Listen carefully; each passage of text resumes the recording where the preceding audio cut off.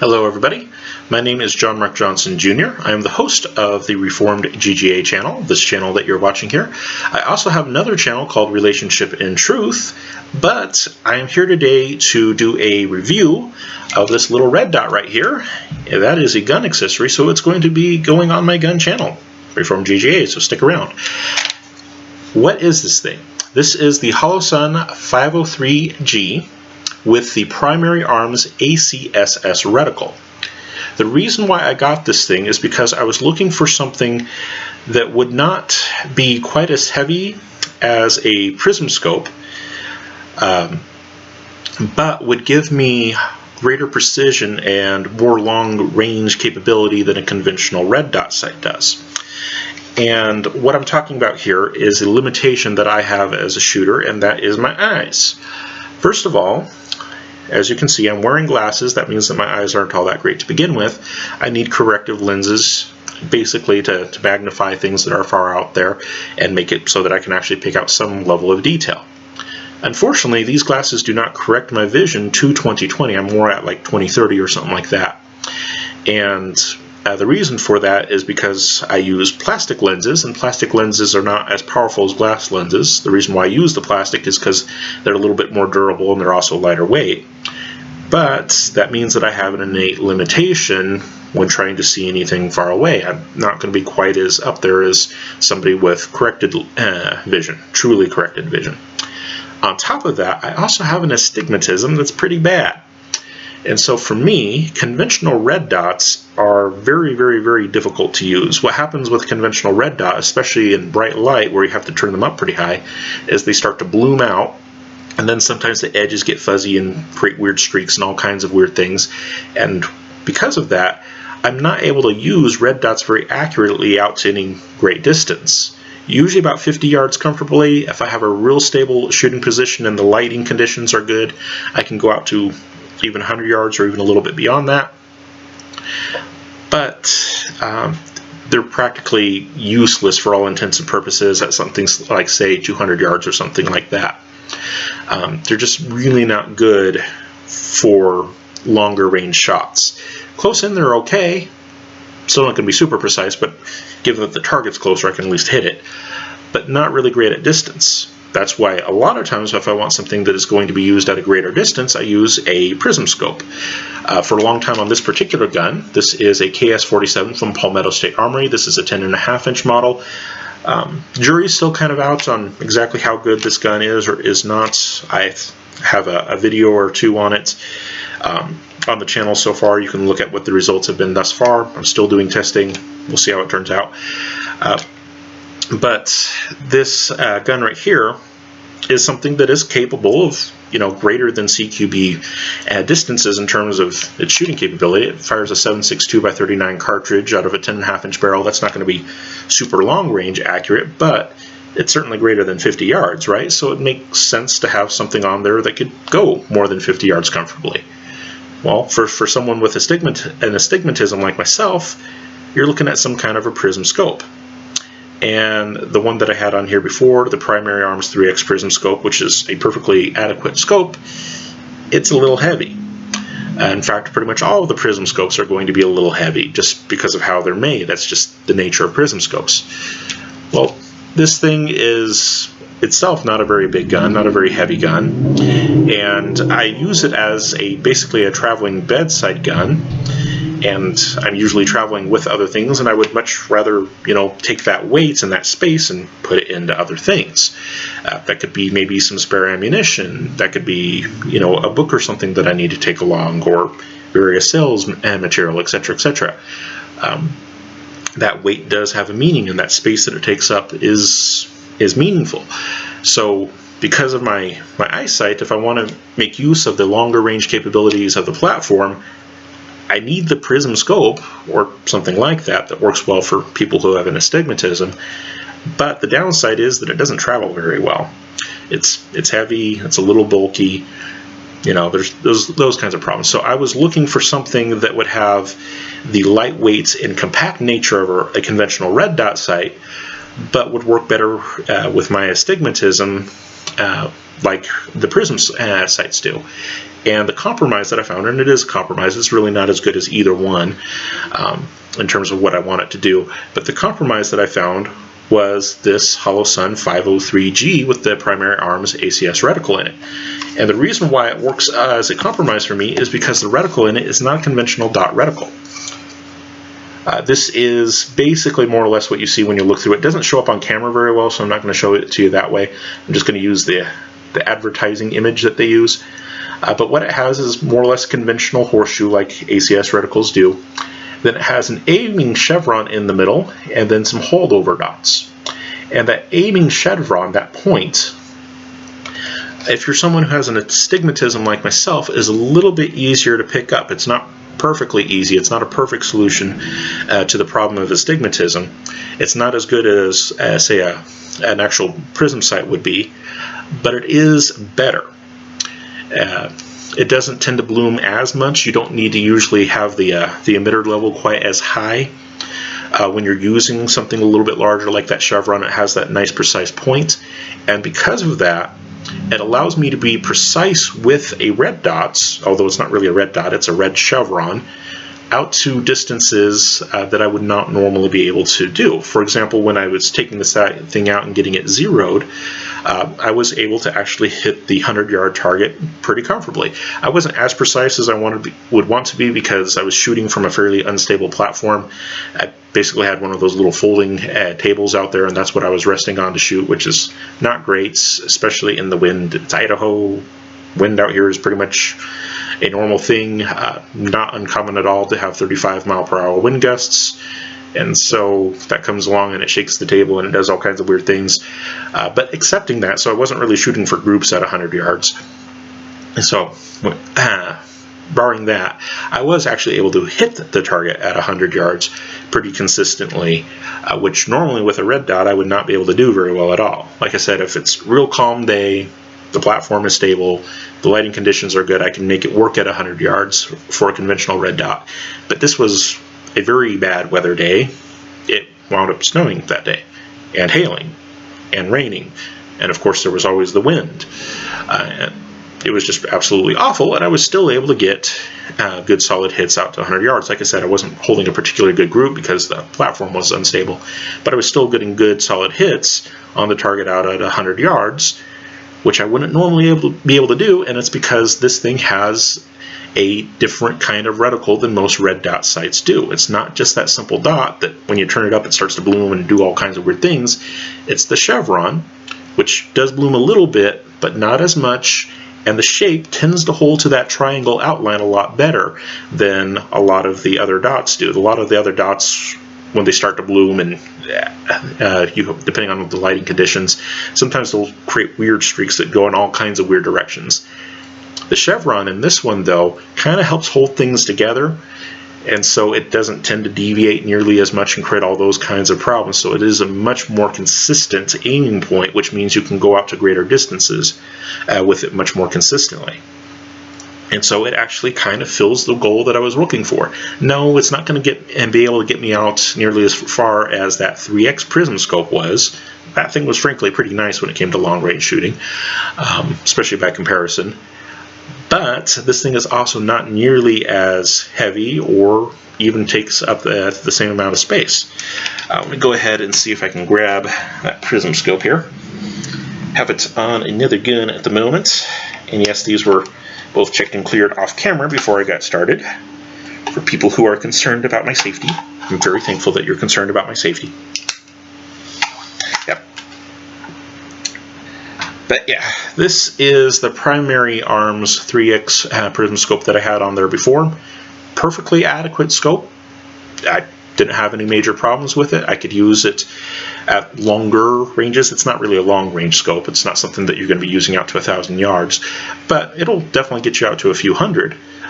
No significant problems, but it is heavy and there is a little bit more bulk to it. And like I said, being on a traveling gun, I didn't want the extra bulk and I didn't want the extra weight. So perfectly adequate, yes. Really is useful for what I was really intending to use the gun for. Not as much, so this winds up being a good compromise. It is smaller, it is lighter. This thing only weighs like 5 or so ounces, whereas this thing weighs literally a pound. And you can just see in size, this one is easily has more than double the space footprint than this one does in terms of how much rail space you wind up using up. So much better traveling type of optic than the other one is. Another advantage, even on top of those ones, is that the battery life on this is considerably longer. Now the outside packaging, the little slip cover that comes over the package, says that it is, oh, what does it say? It says that it is 50,000 hours for the center dots and 20,000 hours for the dots plus horseshoe. Let's see if we can bring that up here.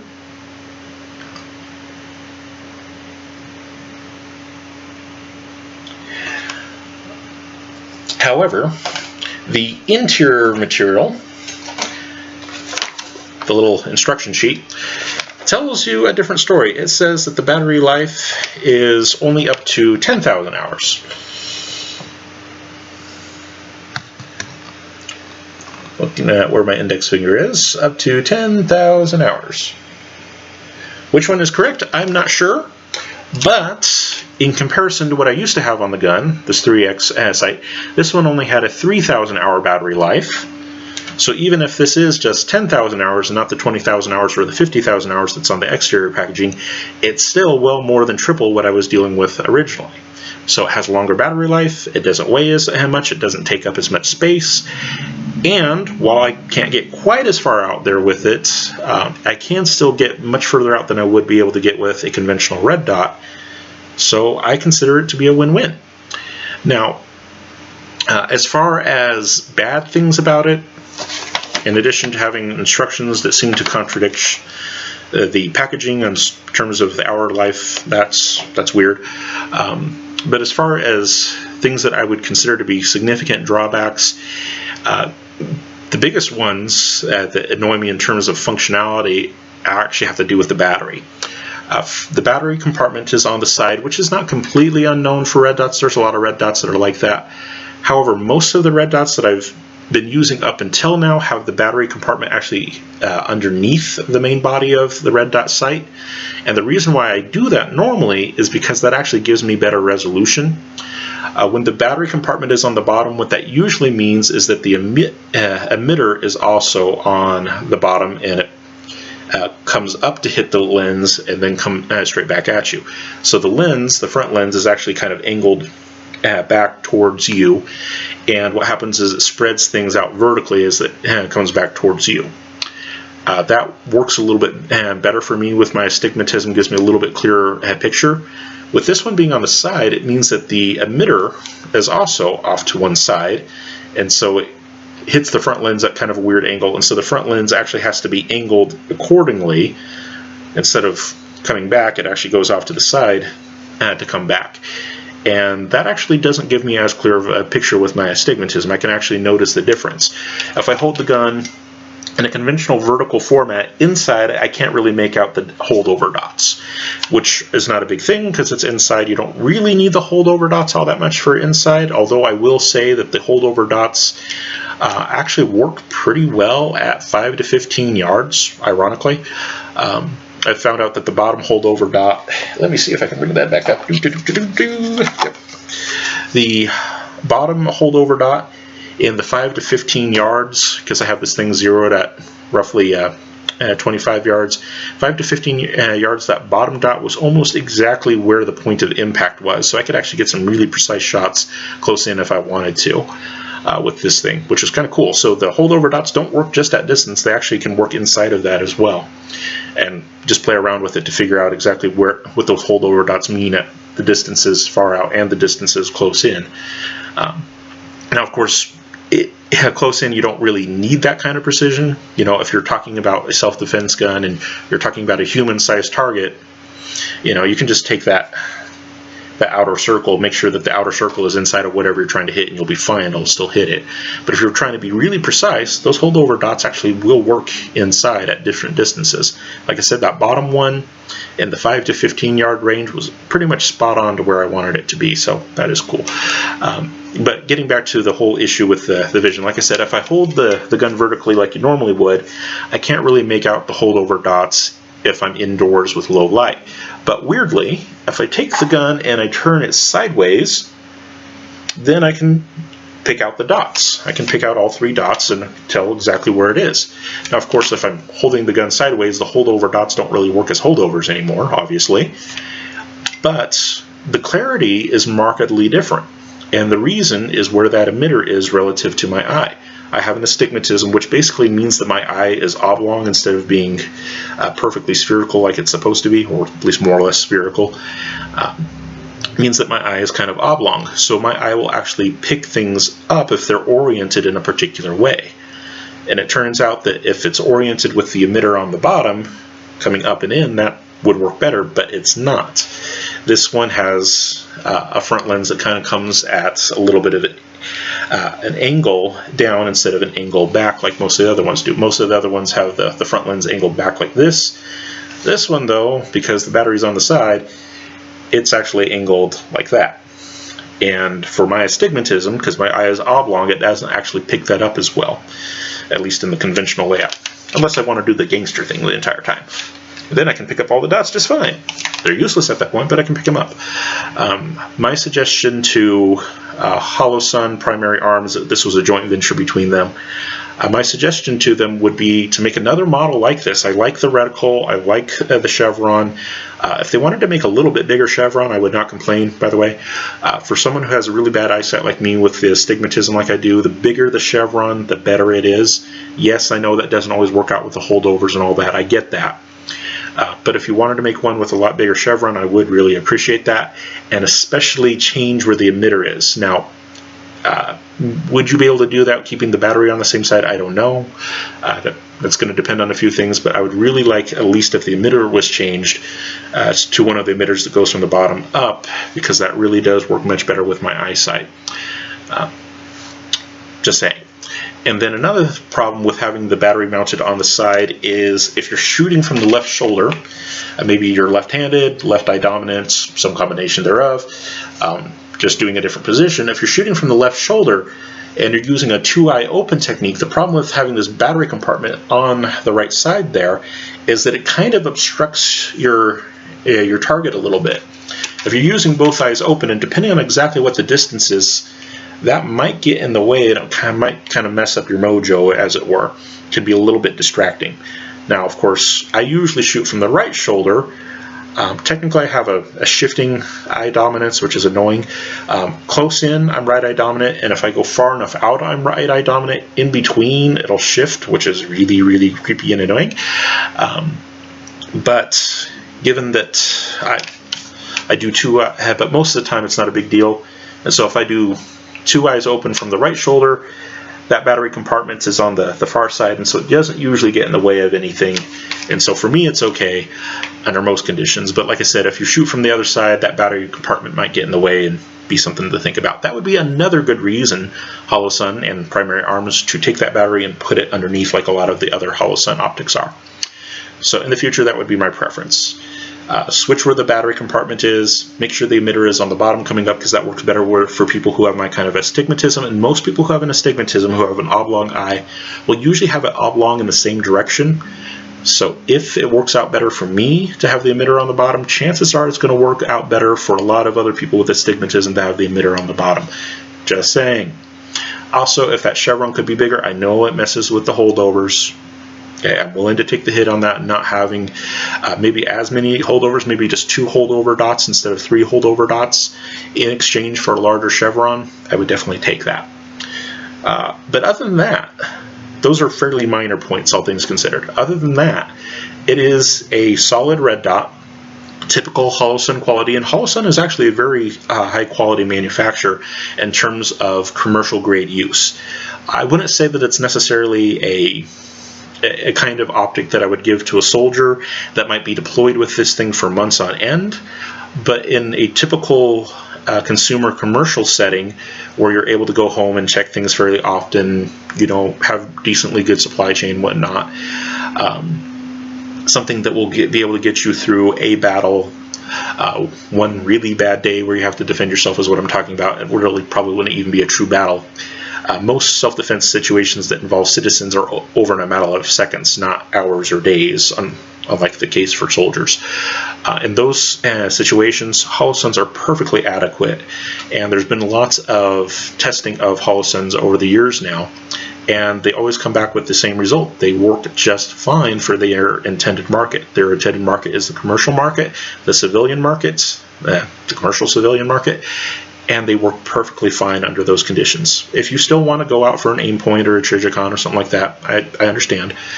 But the fact of the matter is, most of the time people don't really need that. So if you're on a budget, Holosun really is a good place to go, because you get a lot of the same kind of high-end performance in terms of being able to have really great reticle systems like this one. I mean, this is a pretty advanced reticle. This is a pretty cool system. It works pretty well. You have really good reticles, very well defined, especially for the price range that you're in. Good durability. I mean, these things are hard anodized aluminum housing, basically the same thing as what the housing of the riflet's going to be, the upper and lower receiver, things like that. It's more or less the same material. Perfectly fine, perfectly adequate. No major complaints that way. Good durability. I've been very happy with Holosun so far, and this thing has not been a disappointment in that regard either. For me, it really helped fill that gap of what I was looking for. I wanted something that I could reach out further than a conventional red dot, but something that was smaller and lighter weight than a Prism Scope, and it did the job just fine. So thank you very much, Holosun and Primary Arms, for coming up with this thing. Like I said, I do have some notes on improvement.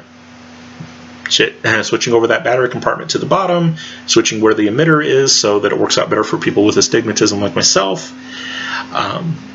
Those would be two really big changes that would be appreciated, and also having a larger chevron would also be appreciated. Other than those things, which are admittedly fairly minor, it's a good optic. Thank you all very much for your time and attention. For those of you who are in Christ, go with God and be blessed. For those of you who are not, I pray that you would come to know the true Christ of history, the only genuine Savior of mankind. Amen.